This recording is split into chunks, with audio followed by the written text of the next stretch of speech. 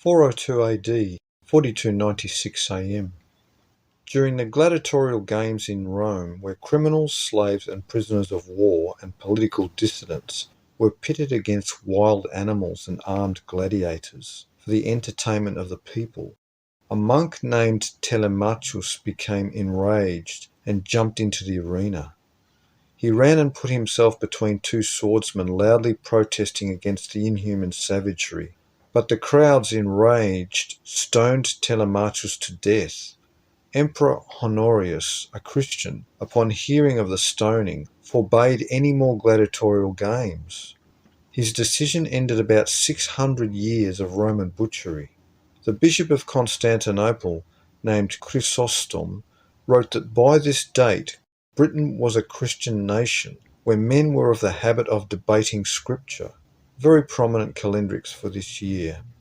1. The invaders of Rome. 2. St. Paul in Britain. 406 AD, 4300 AM. The Vandals and Alans crossed the Rhine River in December, entering Gaul, according to Prosper of Aquitaine. Pope Innocent I strove at this time to centralize all Christian power and authority at Rome in order to make the Pope the ultimate authority over all Christendom. 1. The Jesus Papers.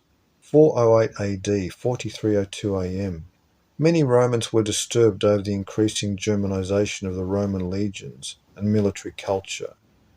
Fed up with German generals in the army who failed to protect Roman interests, the Romans took the opportunity to massacre 30,000 German wives and children of legionnaires, while their fathers, brothers, sons and husbands were far away on the Roman frontier, fighting for Rome against other Germans.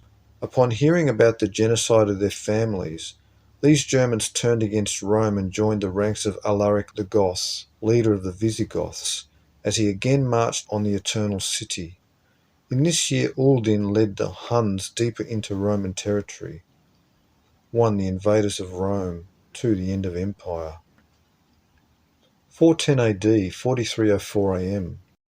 Exactly 66 years before the final fall of Rome by the Germans in 476 AD, on a night in August at midnight, the Salarian Gate of Rome was opened, and Alaric led the Visigoths in the sack of Rome, this being 800 years after the Gauls sacked Rome and occupied it in 390 BC.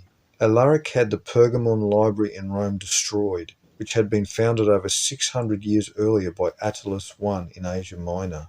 The immense library, over 200,000 texts, was brought to Rome in 133 BC. After sacking Rome's wealth and treasures, the Visigoths loaded many ships intending to sail to northern Africa. Suddenly a violent storm ruined the ships and Alaric lost the treasures, the priceless artifacts Rome had stolen from dozens of nations, and hundreds of cities sank to the bottom of the Mediterranean. Astonished at his misfortune, Alaric deliberated on what to do when he was suddenly the victim of an untimely death.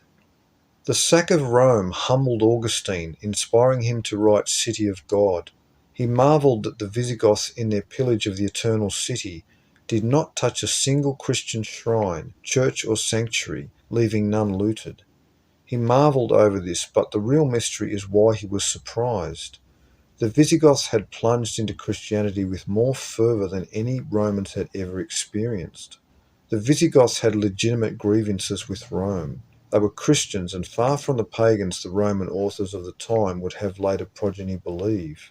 He wrote that, quote, "The thing itself which is now called the Christian religion really was known among the ancients, nor was it wanting from any time in the beginning of the human race until the time of Christ came in the flesh, from whence came the true religion which had previously existed," unquote. Augustine marvelled at how many Christian churches were already in Britain. After the sack of Rome, the British had received word from Rome that the Romans could be of no more help to them in their plight against the Picts, the Scots, other Celts and Saxons that were even at this early date raiding the coasts in fleets. This was year marked the end of official Roman presence in Britain.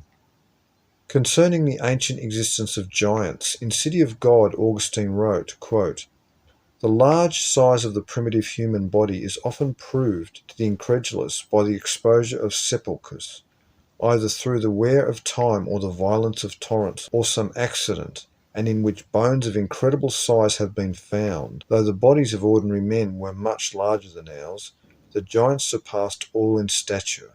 The bones which are from time to time discovered prove the size of the bodies of the ancients." Unquote. 1. Elder gods in antiquity. 2. The night Attila died. 3. Aryan sun myths. 4. St. Paul in Britain. 5. The invaders of Rome. 6. Augustine, City of God, Book 15.